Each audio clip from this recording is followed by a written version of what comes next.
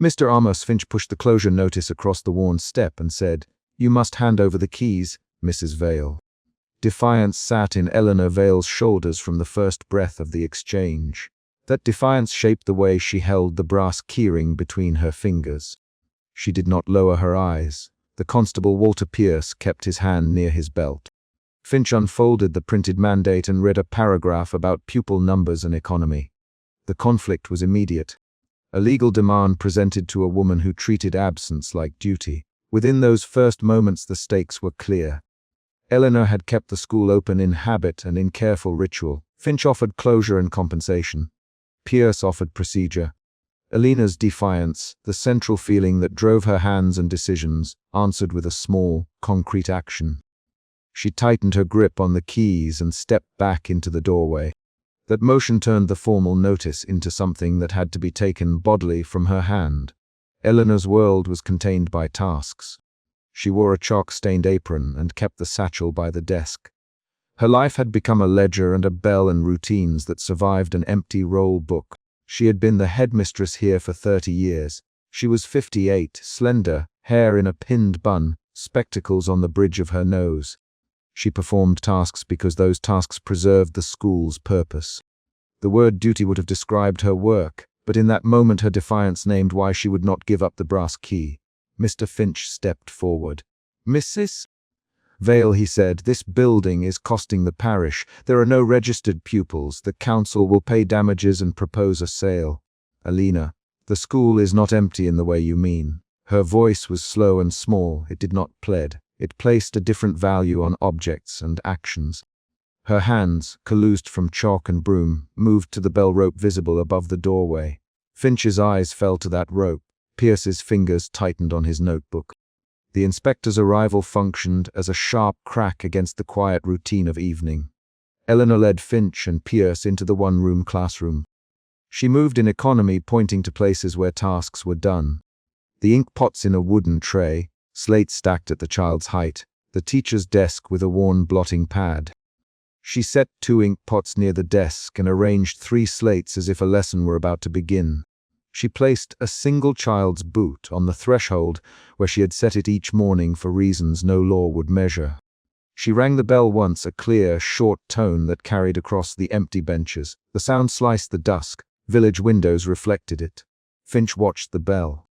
Pierce scanned the ledger on the desk. Eleanor moved with precise small gestures, a smear of chalk wiped from a slate laid just so, a neat loop of twine around the satchel strap. Those motions were her proof.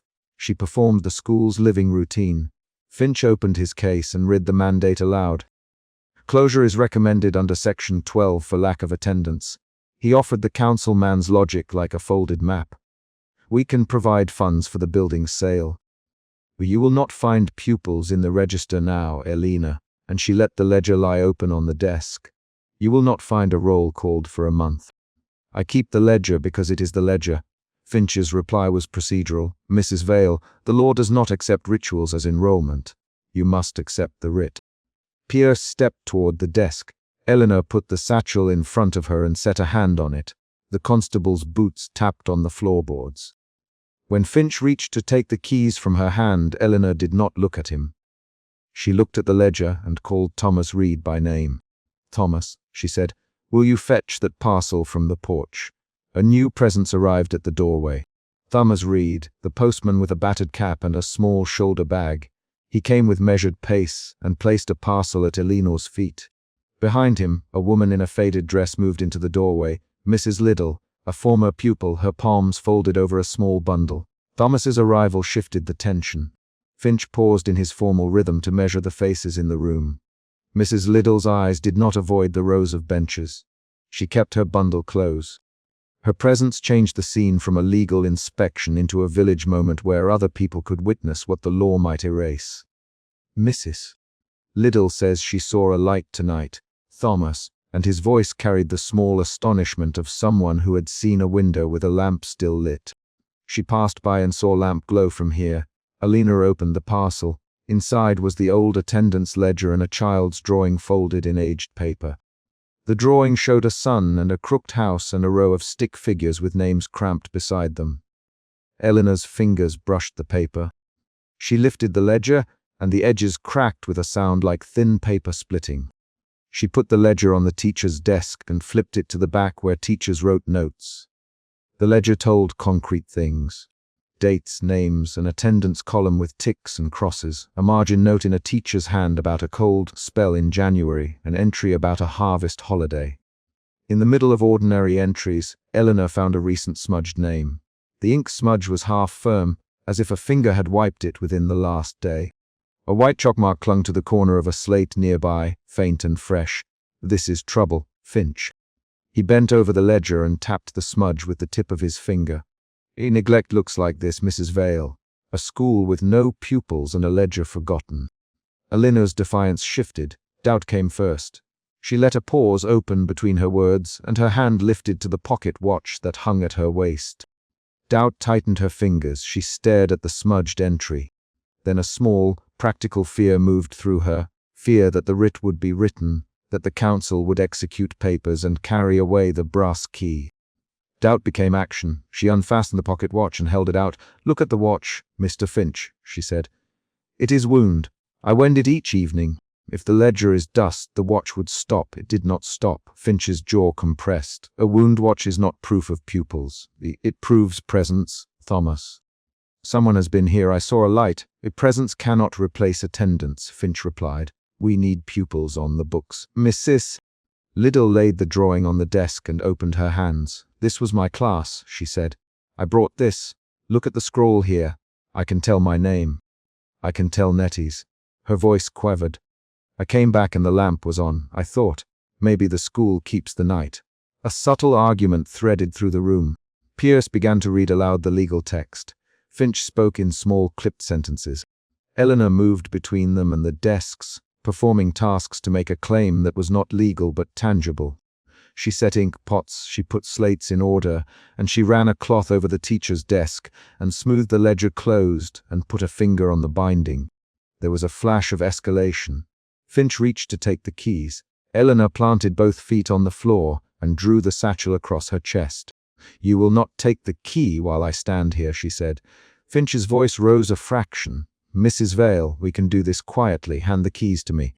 "No, Eleanor." Her voice was flat and deliberate. "You will not." Pierce moved forward with the writ, the word writ, as if it were a thin, sharp object. The constable's glove brushed the desk. Thomas blocked the doorway with his broad shoulders without announcing himself. "Mrs. Liddell stood very still with the bundle pressed to her chest, the next moments compressed. Finch insisted and reached for the keys. Eleanor pulled the satchel closer.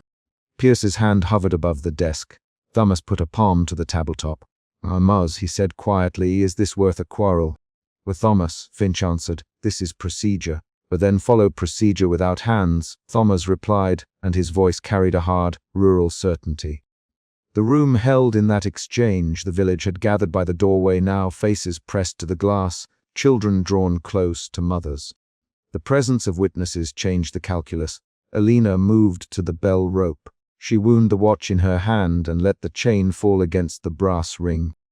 She set the satchel on the desk and pushed back her spectacles. "If you must know," she said to Finch, "I ring the bell each morning and each evening anyway. I make the school stand up under its name." She pulled the bell rope and the tone rang out, longer this time, insistent and carrying to the lane. Finch's men advanced and the inspector reached for the keys. Eleanor pivoted and the bell rope slid through her fingers. Pierce's hand closed on the satchel strap. Eleanor planted both hands on the teacher's desk. Thomas stepped forward and put his shoulder against Pierce's chest. "Mrs. Liddell set her bundle down and put a hand on Eleanor's elbow. The argument became a rapid exchange. "Eleanor, hand them over, Finch." "You will not take this place, Eleanor. You are breaking the law." "Finch, I'm keeping a place that remembers children." Eleanor. "That is not a reason," Finch answered. "It is a reason, Thomas. The lamp burns, the ledger is not dust." 3 more voices joined in short lines. The room filled with clipped sentences and the scrape of shoes. The rapid back and forth lasted 3 to 6 exchanges, each line short, each claim concrete. The tension reached a peak when Pierce tried to take the brass key from Eleanor's hand. She resisted. Her knuckles whitened around the ring. Pierce hesitated as if measuring force. His hand twitched. The villagers outside pressed closer. The constable's pause lengthened and uncertainty appeared in his gestures. In that hesitation, a small shift occurred. The constable, who had been a creature of procedure, listened to the room instead of to the order in his pocket. He withdrew his hand a fraction. "We will return with a writ in writing, Finch," and his voice tried to reclaim authority. "You will not be served incorrectly." "Bring the writ," Elena answered. "You will be here when the ink is dry." Finch folded the mandate back into his coat. He stepped to the doorway and addressed the crowd. "We will be back with proper papers," he said. "Until then, do not impede council business." He left in a column with Pierce. Their boots struck the lane. The villagers muttered and drifted away in small clusters. Thomas stayed to help Eleanor push the desk into place. Mrs. Liddell handed Elena the folded drawings and stayed to say, "He will leave a light on for you, Miss Vale." After the inspector's departure, silence settled into practical work. Eleanor locked the outer door with the same brass key that had been nearly taken. She wound the pocket watch and put it back into her waistcoat. She stood for a long time in the aisle between the benches and ran her fingers along the top of a desk. Her hands trembled slightly. Defiance had led her into confrontation. Doubt had entered when Finch read the mandate. Fear had arrived at Pierce's movement. Now resolve returned, but it was quieter, a careful decision she executed through tasks. She returned to the teacher's desk and opened the ledger. The smudged name sat halfway down a page that otherwise held entries from months gone.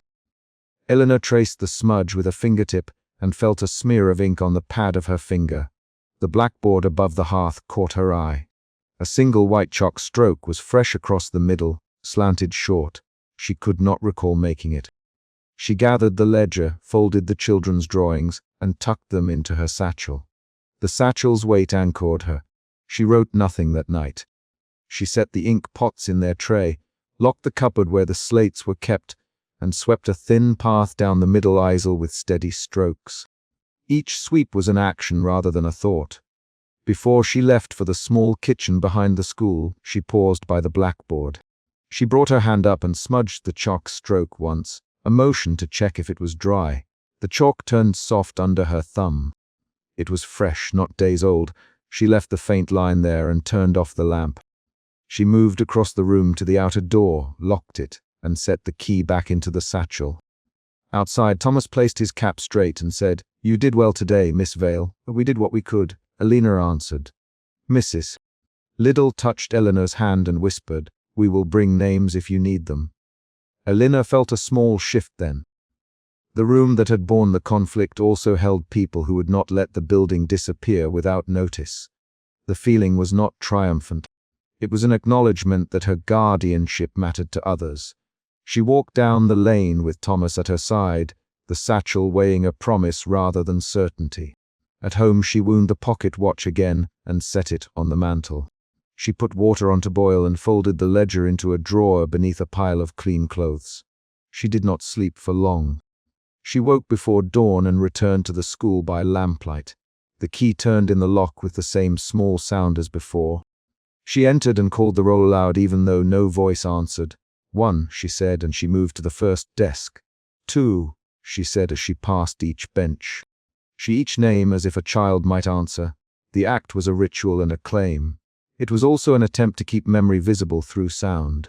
She checked the ink pots, wiped the slate edges, wiped a bench where dust might hide a handprint.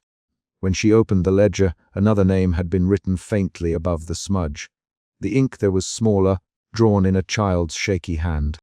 The letters formed an initial, and then a flourish. Eleanor's fingers hovered.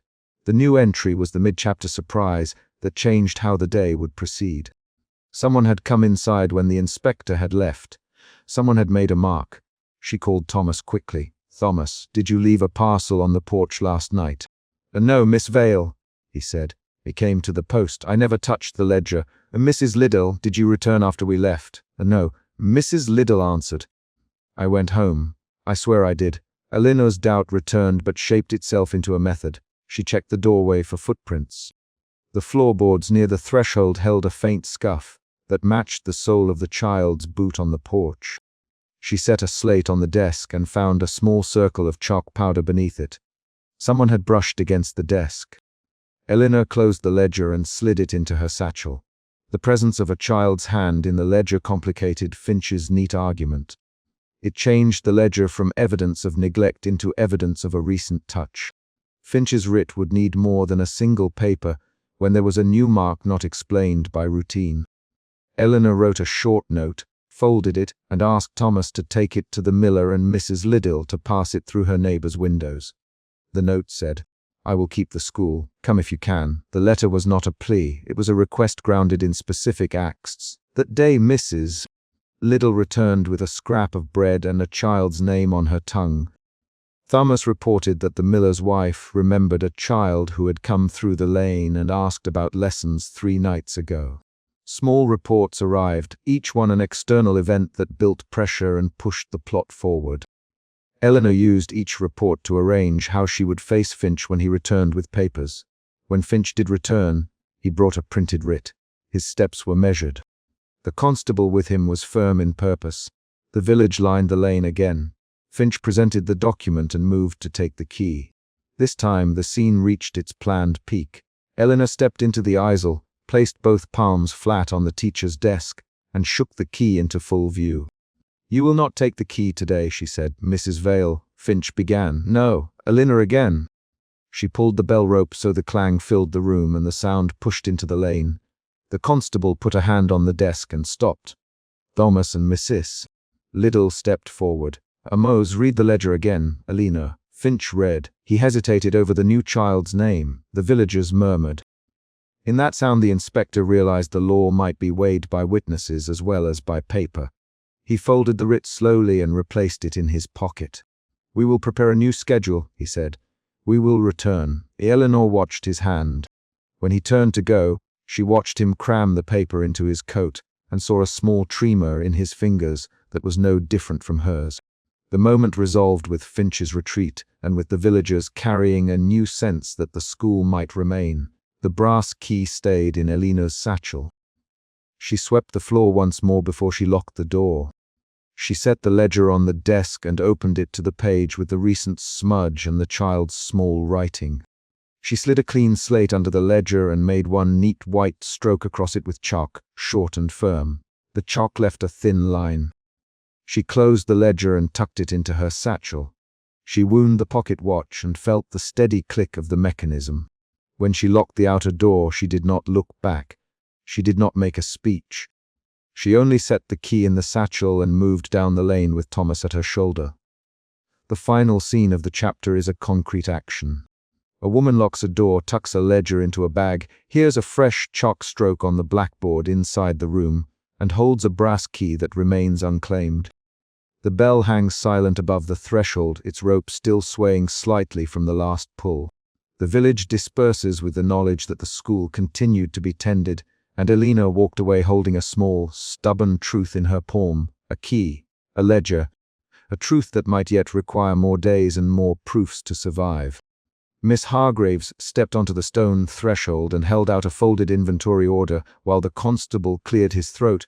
"We need the keys now, Miss Hargreaves." The words landed like a command. They were the immediate danger of paper and law. Elinor Vale kept her fingers wrapped around the brass ring on her apron. Defiance stiffened her shoulders and moved her jaw. She did not step back. Elinor did not answer at once. She turned the keyring slowly, feeling the weight of each key against her palm. The constable, Walter, shifted his boots on the wet stone. Fog curled against the doorway. Miss Hargreaves unfolded the paper, tapped a line with a gloved finger and said, "Inventory, closure." "It's the inspector's order." Elinor's thin voice came when she chose it. "Then you may come in and look, Miss Hargreaves. You may list what you find." She kept her gaze level and her hands visible.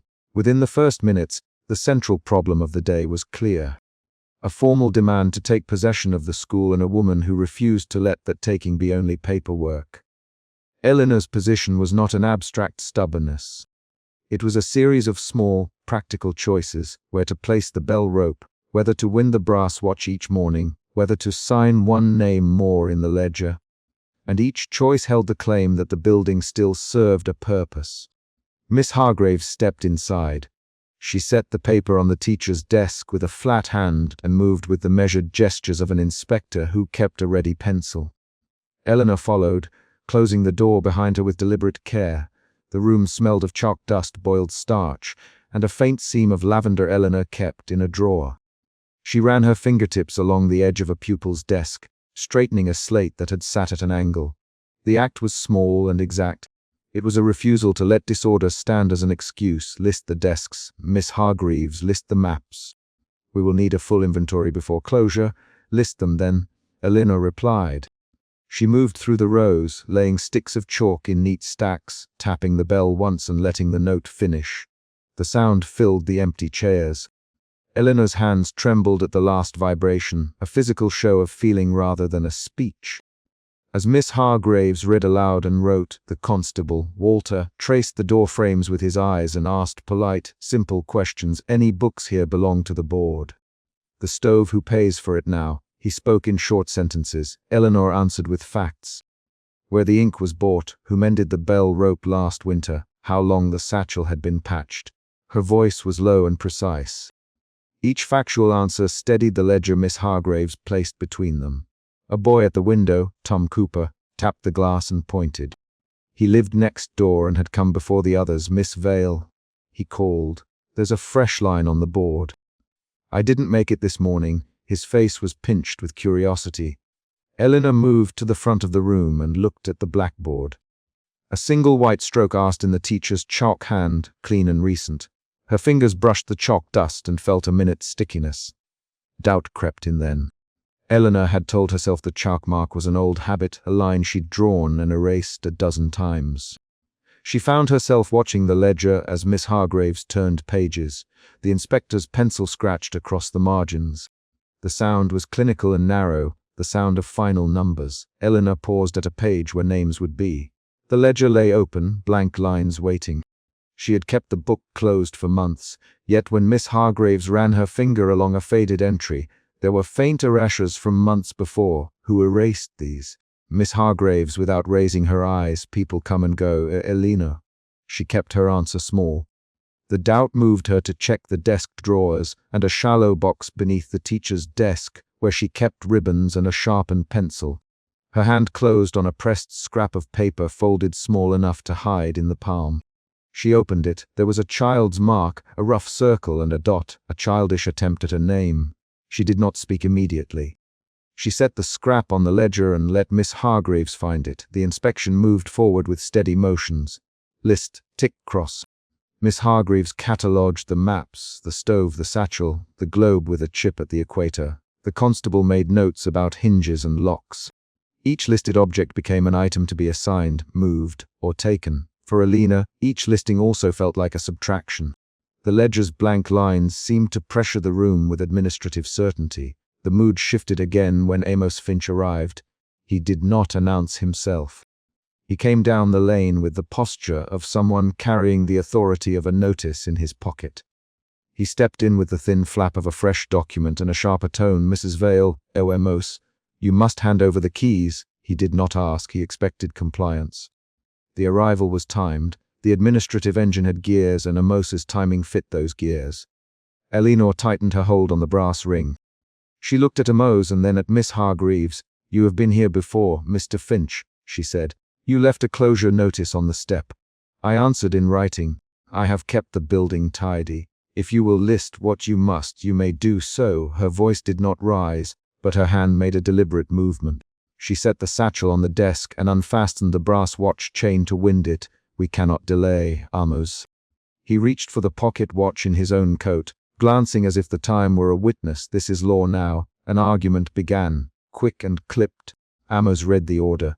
Miss Hargreaves repeated the requirement for keys. The constable cleared his throat and said, Mrs. Vale, we have orders. We must proceed. Eleanor shook the watch chain in her fingers. She was not yet ready to hand the keys over in a simple motion. That refusal made the room constrict into a place of negotiation. Dialogue quickened. Amos Finch, you served the notice. Eleanor, you me where to sign. You did not say you would take the things we use every day. You did not say you would remove the bell. Eleanor Vale, Amos snapped. This is not yours to keep. The committee has declared closure. Who will ring the bell for nobody, Eleanor? The line was not a theatrical flourish. It was a practical question about what would remain and what would go. Her fingers found the bell rope and tested its weight. Tom Cooper stood at the window with a shoe in his hand. He had come into the room without invitation, crawling between desks the way a small boy moves through a familiar space. "Miss Vale," he said, holding up the tiny leather shoe. It was under a desk. It was wet from the dew outside. "I think someone left it last night." His voice was high with the unfiltered certainty of an observer. The shoe altered the balance of the room immediately. Miss Hargreaves stopped and looked. Amos Finch's hand went to his coat pocket without a word. The ledger lay open and waiting. Miss Hargreaves reached down and lifted the shoe as if she were handling evidence. She turned it to the light where a thread had come loose near the sole. A new doubt, this one sharper, moved through the officials. "Miss Hargreaves, this belongs to a child who left it, who signed yesterday." Her questions were precise and forward. Eleanor swallowed and then pointed at the ledger. "Check the page," she said. "Look for the last entry."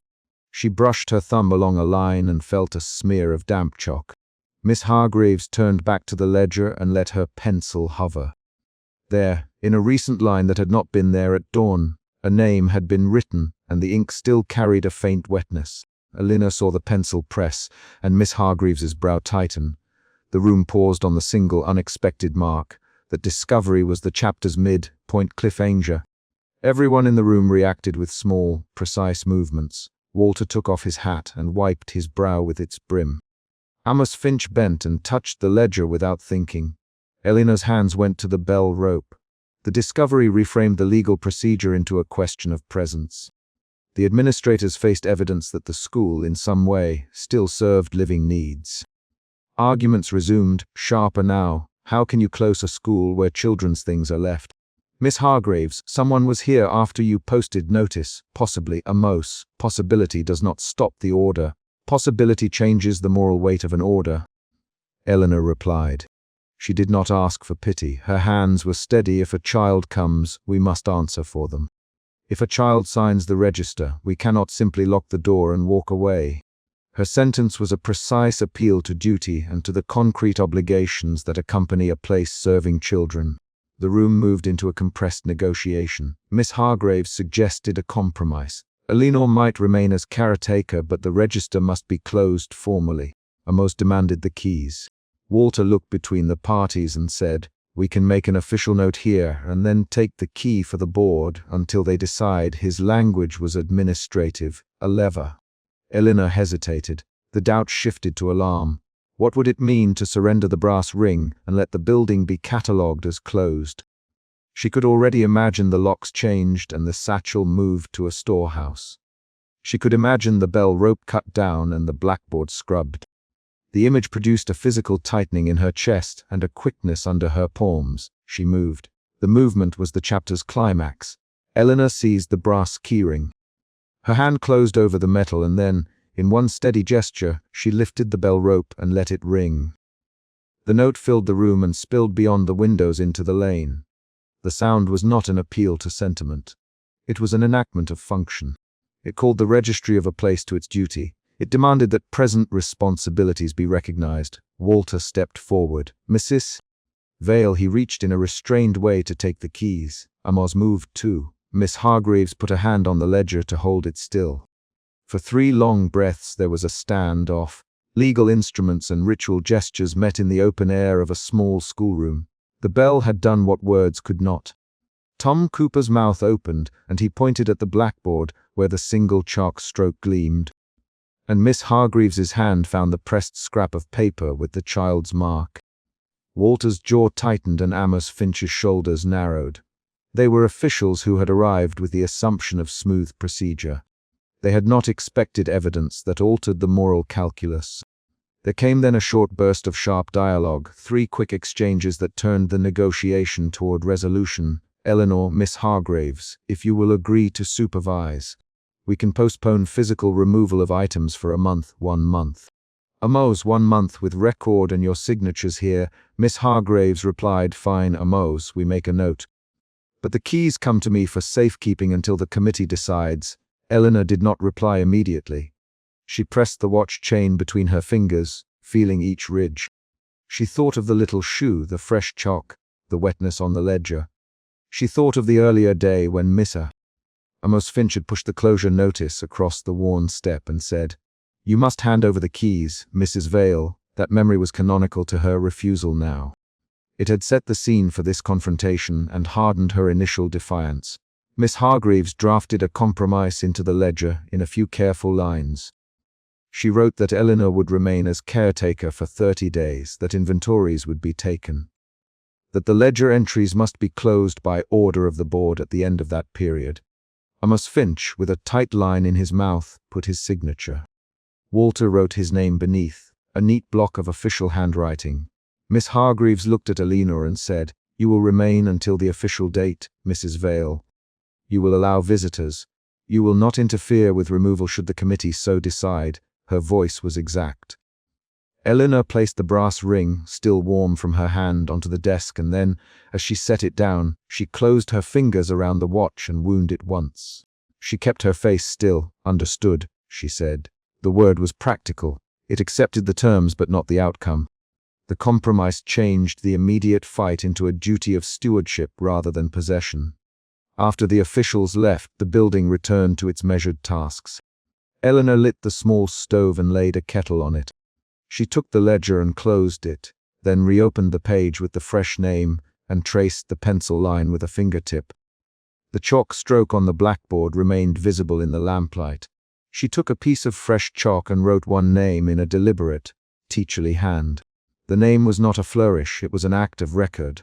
Tom Cooper watched her from the doorway. "Miss Vale," he said. "Who signed?" "I don't know yet, Tom. Eleanor. But if a child comes here, whoever they are, we will answer for them." She arranged a desk so the seat faced the window. She placed the tiny shoe on the shelf where ribboned prizes sat. She wound the watch one more time and set it on the desk face down. The day closed with concrete tasks that converted the ruling into ordinary work. Eleanor swept the floor, stacked the slates, and smoothed the mark on the blackboard until only the soft halo of chalk remained where she had written the name. She shut the ledger and locked the desk with the brass key. She did not hand the ring over to anyone. The compromise required a form of custody that still allowed her to act. She kept that small power. At dusk she stood beneath the street lamp outside the school for a moment, coat damp from the drizzle, brass watch visible when she unbuttoned it. She felt the decisions of the day in her wrists and her throat. She had shifted from defiance to doubt to alarm, and then to a form of resolved stewardship. Each shift had been shown through a movement, the way she tightened her fingers, the pause before winding the watch, the choice to ring the bell. Miss Hargreaves had left a written note in the ledger, 1 month supervised, inventory completed. Amos Finch had signed with the same ink he used in his official capacity earlier. Walter had made his mark as witness. Those signatures were concrete events that altered what the building could be over the next weeks. When the lane grew quiet, Eleanor opened the lid of the ledger once more. She set the little shoe beside it and traced the child's mark with a fingertip. She closed the book, carried the satchel to the shelf, and placed the brass ring on top of it. Then she picked up the chalk and, with one precise stroke, wrote the child's name again on the blackboard. The movement completed an action begun in the morning. She answered presence with record. The chapter ends with that exact motion. Eleanor turned the chalk between her fingers, set it down with a measured tap on the desk, and then, looking up, said aloud to the empty room, "We will keep the place ready." Her voice was quiet, practical, and unmistakable. She blew out the lamp and closed the door behind her, leaving the name visible by the window and the brass ring resting on the satchel, an agreement made and a duty kept. Eleanor struck the bell twice with both hands as the iron gate scraped open and 3 officials stepped into the yard, demanding the keys and the inventory at once. Defiance tightened in Eleanor's shoulders. She did not let go of the bell rope. "We are here to close this building, Mayor." Amos Finch's voice rough against the metal clang. "You must hand over the keys now," Miss Hargreaves added, holding the folded order out like a flat accusation. The constable, Walter, stood a pace behind them and cleared his throat. The central problem was immediate. Law and ledger wanted possession. Eleanor wanted the school to remain a place that answered, even if no children came. She kept her hands on the rope and let the bell sound travel across the empty yard before she turned. The morning wind tugged at her coat. Eleanor walked down the porch steps with the brass ring at her hip, her palms damp from rope and lamp oil. She moved like someone who had practiced the same route for decades. "Eleanor Vale," she said, placing the satchel strap over her shoulder and setting her jaw. "I keep the keys until the inventory is done." Her voice was thin. She folded a cloth to her mouth for the habit before she spoke again. Mr. Moss Finch stepped forward, the closure paper in one hand, his other hand ready. "Mrs. Vale, Mr. Finch," he said, "this is an order. We cannot delay." He the names slowly, as if testing the weight of them. The constable, Walter, reached into his coat and let his fingers brush the brass of his watch. Miss Hargreaves tapped the paper against her knee, the sound short and precise. The yard smelled of cold grass and coal smoke. The conflict was concrete. Keys, inventory, legal authority. Eleanor moved the satchel forward and set it on the porch rail. She unfastened the ring and let the keys hang heavy in her palm. "I will open for the inventory," she said, "but I will take one small thing first." Her voice did not waver. The defiance pushed her into ritual. Mr. Finch blinked. "One small thing?" He asked. "You cannot remove school property." "This is not school property," Eleanor replied. "It is a memento for the ledger." She did not explain further. The officials glanced at one another. Miss Hargreaves read the order aloud, each line measured. "By order of the county, the school shall be decommissioned and the premises cleared." Her diction left no room for negotiation. Thomas, a young clerk sent to assist with the catalogue, stayed at the gate and watched Eleanor with a quiet look that was almost uncertain. He adjusted his gloves when he stepped through. "Thomas, Miss Hargreaves, begin the inventory." He nodded and drew his ledger. Eleanor led them inside. The one-room classroom held rows of desks with initials carved into their edges, a teacher's desk with a ledger closed and tied with twine, and the blackboard in its frame. Dust lay in the grooves of the floor where boots had passed for years. As they entered, Eleanor kept the bell in the back of her mind like a promise. She walked to the teacher's desk and opened the ledger with deliberate fingers. Miss Hargreaves glanced at the ledger and tapped a fingernail on the paper. "We will catalogue everything," she said. "Furniture, books, fixtures, the stove." Her voice carried well in the room. Mr. Finch began listing items aloud and Thomas wrote them down. "Desk, inkwell, slate, chalk box." Thomas read. The inventory proceeded with the briskness of officials completing a task.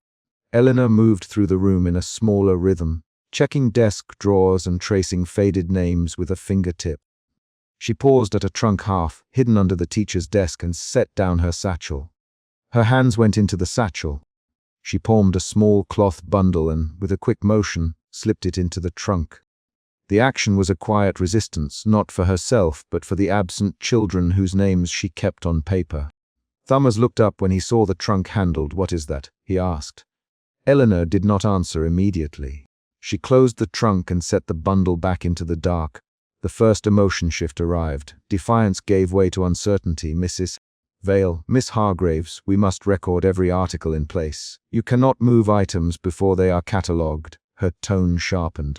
Eleanor faced her. "I will not hinder the inventory," she said. "I only ask for one roll call first." Mr. Finch snorted. "A roll call?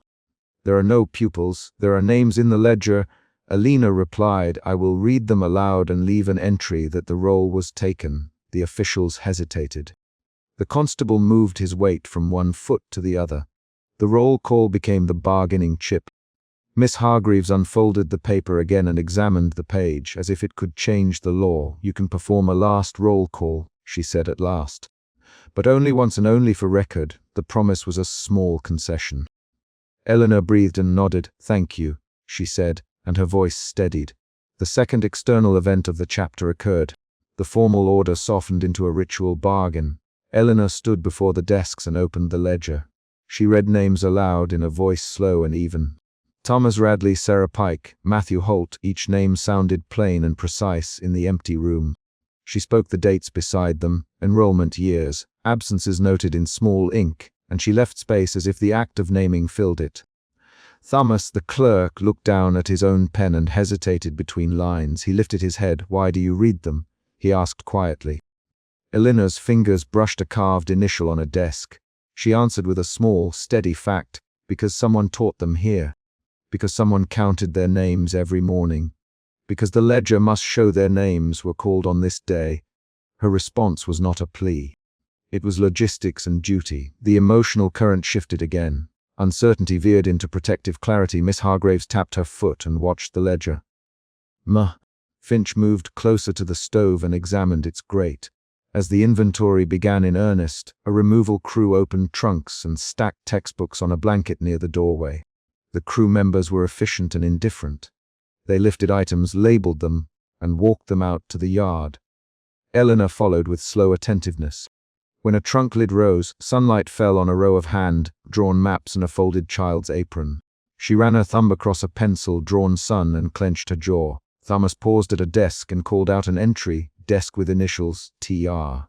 Slate ink, stained pen. He spoke clearly and wrote. His hand trembled only slightly. Eleanor watched him and, for a moment, decided to test the clerk's hesitation. Thomas, she said, holding out a slate with a child's neat letters. Do you remember any of them? He looked at the slate, then at his ledger, then at Eleanor. I remember the sort of school this was, Thomas, not the people by name. His voice carried the kind of young civility that did not want to offend. Eleanor nodded and tucked a pencil behind her ear. Then listen now, she said, and she read a short roll of names that had been taught in simple arithmetic and reading. The rhythm of names set a small human tempo in the room. This third external event, the steady inventory, kept the plot moving and the emotional pressure steady. The clerk's hesitation became braver when he found a folded photograph tucked in a book. Thomas unfolded it in the doorway and looked up. There's a picture, Mrs. Vale, he said. Children on the steps, a teacher in the center. The photograph showed a group with a woman who might have been Eleanor in a younger coat. Miss Hargraves leaned in and squinted. Who is that? She asked. Eleanor paused, fingers tightening, and the emotion shifts deepened. Protective clarity slid toward anger. A tall, unannounced figure appeared at the threshold then. Lily stood in the doorway with her hand on the frame, rain on her shoulders from the path outside. She was a grown woman now, taller than Eleanor remembered and carrying a small parcel. Eleanor's hands lifted as if to steady the ledger. Lily, she said, the name a single sound. Lily stepped into the room and did not hurry. I heard they were closing it today, she said. Her voice had a low steadiness. Miss Hargraves folded the order again. You cannot be here, she told Lily. This is a closed administrative procedure. Lily did not meet Miss Hargraves' eyes. She walked across the classroom and stopped by Eleanor's desk. I learned my letters here, she said. I walked home with ink on my fingers until my mother washed them each night. She put the parcel on the desk beside Eleanor and opened it. Inside was a small, worn boot with a ribbon threaded through the top. My brother's, Lily. He never returned to class after he left for the harvest. The ledger lay open between them. The ledger page turned under Eleanor's thumb and stopped at a name and a date that made the officials lean in without noticing. The date was the day the harvest took more than the harvester. Mr. Finch's jaw worked. Miss Hargreaves' face shifted. The constable, Walter, caught at his collar. The ledger revealed a specific reason Eleanor had kept the rituals alive. A recorded absence marked with a note in Eleanor's careful hand. The twist changed how each official saw her actions. It was the required plot twist that recontextualized earlier events. You kept the role for him, Miss Hargreaves, voice flat. Eleanor looked at the ledger and then at Lily. I kept the role for all of them, she said. One day when a name does not come back, it is proper to mark that absence and to leave the place that called the name ready, so if they return, they find something unchanged. Her words were not a plea for sympathy. They were an account of practice. Thomas closed his ledger slowly and stared at the line where a child's name trailed with a small handwritten note. Mr. Finch cleared his throat. We have orders, he said. We cannot preserve empty desks indefinitely. He sounded impatient and tired, like a man who had long carried county responsibility. The constable, Walter, shifted forward. Mrs. Vale, hand over the keys and the pocket watch, Mr. Finch demanded. He meant the brass watch that hung at Eleanor's waist, and the keys that opened every lock. Those belonged to the school records once inventory is finished. Eleanor placed her hand on the watch and would not let go. The bell refused to be silenced. Eleanor rose and stepped toward the bell tower, watch heavy at her side. "Finch," she said, voice low, "if you take this watch and these keys, the bell will stop being rung here." He moved to block her. Miss Hargreaves barked. "Mrs. Vale, you cannot interfere." Eleanor's eyes fixed on the rope. She began to toll the bell, long, insistent strokes that vibrated through the porch and into the yard. The sound startled the crew and the neighbors who had gathered beyond the gate. For the first time in the chapter, action turned into an open physical clash. This was the chapter's climax beat. Mr. Finch lunged for the watch. "Stop that bell."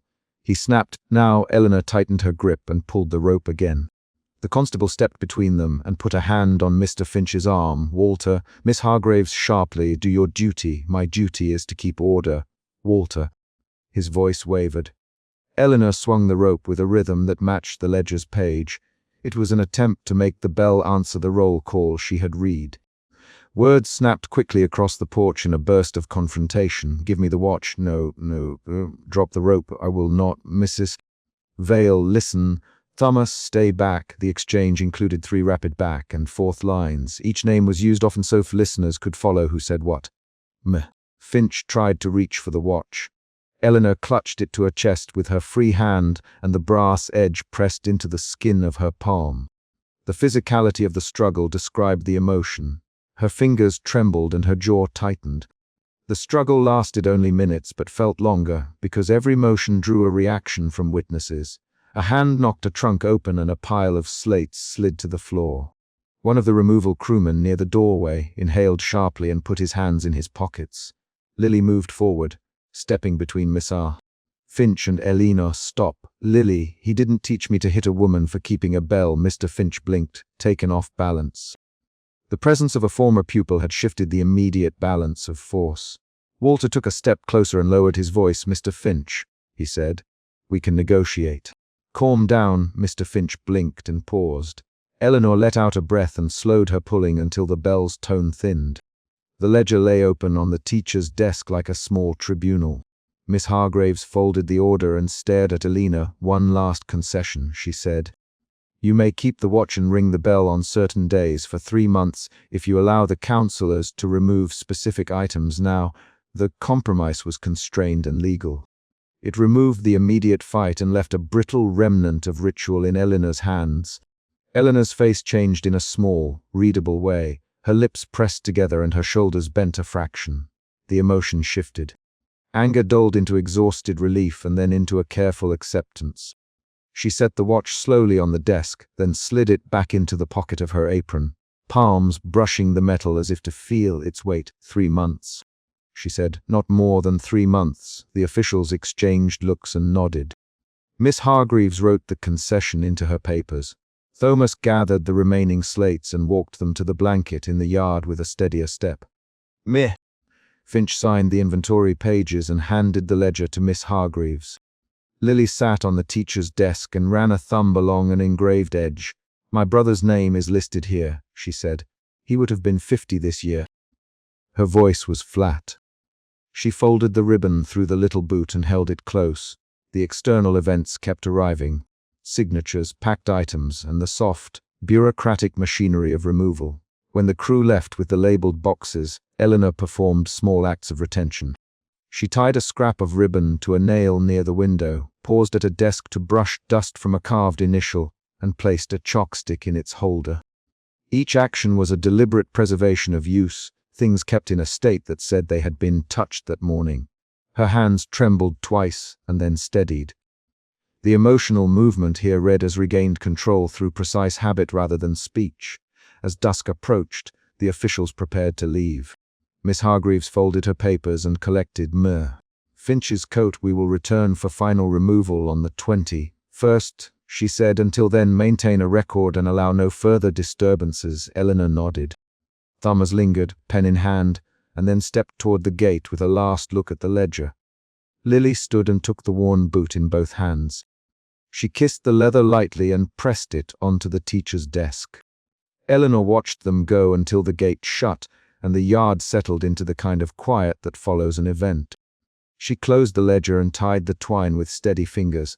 The final external event before the chapter's close was a small, private one. She drew a single white chalk stroke across the blackboard, a visible mark in the place where roll calls had once been counted. The stroke was careful and exact. It was not symbolic in any remote sense, but a concrete record of action. She placed the child's boot on the threshold where Lily had set it earlier. The boot sat small against the worn step. Eleanor stood for a time in the doorway and tightened the strap of her satchel. Her chest felt raw, not with grand emotion, but with the steady ache of someone who had chosen how to use their days. The emotion final shift moved from exhausted acceptance to an unspoken, resolute tenderness that shaped her next steps. Eleanor locked the classroom door after she had closed her ledger and placed the watch back into the pocket of her apron. She traced the brass with a fingertip and then slid her hand into her satchel to retrieve a folded note.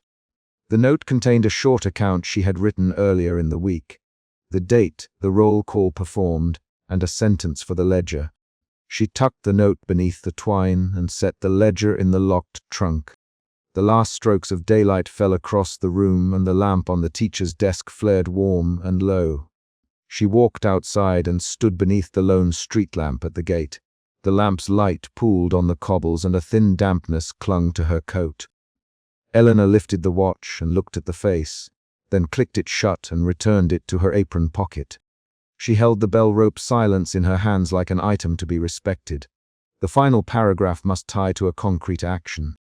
She took the child's boot from the threshold, placed it where the line of desks began, and turned the key in the lock once, hearing the catch. The door closed behind her with a small, definite sound. Eleanor set the key on the porch rail, its brass dull against the lamplight, and walked away along the path toward the lane. She did not rush. She walked so that her steps would keep time with the small, ordered life she planned to live for the next 3 months. The ledger records stayed inside the trunk. The bell would chime again on appointed days. The decision had been made, the officials had left, and the school remained for now, a place that answered when someone called a name. The chapter ends on the lock turning and the click of the hasp closing, a concrete echo of concluded choices and carried duties.